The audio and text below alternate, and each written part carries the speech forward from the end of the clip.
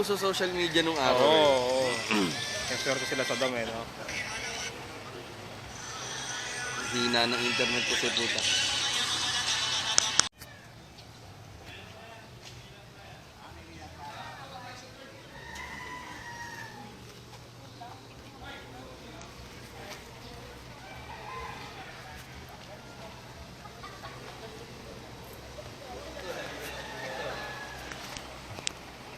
Siyempre pagka Hindi rin ako nakapunta kagabi, pre. Oh. pag mga Nagka-rashes babae, yung anak ko. talagang laging nagkikita ko.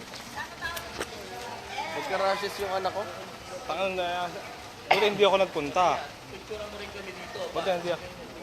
Ganyan din kami ba? Sisilaw kasi ako.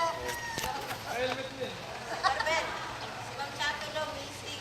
Buti hindi ako nagpunta, pre. Pagdating ng Pure Gold, nag-grocery ako, bili ang gatas. Chato, Nag-stock up yung susiyan ko, pre. Oo, pinuntahan ako ni Regan, tagal ko doon, oh. Paano ginawa? Stock up. Nag-stock up, ayaw pumunta sa Ayaw, on. Pumunta sa on. Hanggang off lang. Tapos ang buti pag namin, inakit namin sa Pure Gold. Bukas pa yung shop. Ang ginawa, pinuwersa ng flies. Talo. Talo po pa. Oo, talo. Ino, walang niya si Rambo. Hindi ko napanood pa eh. Highlights, pre. Hindi ko na rin highlights. Ano ba pilit ni Rambo? Pahaniban. Dulyatan niyo eh.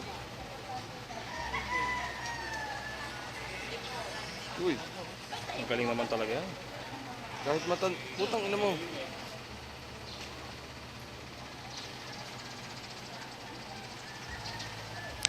Sige, Sunny. Miss mo na, secure. Kaya ni Sir Lester yan. Sir Lester, kaya mo yun, no? Nag-ano sa akin eh, nag-PM sa akin sa akin. Di ba, alalayan niyo muna si Lester.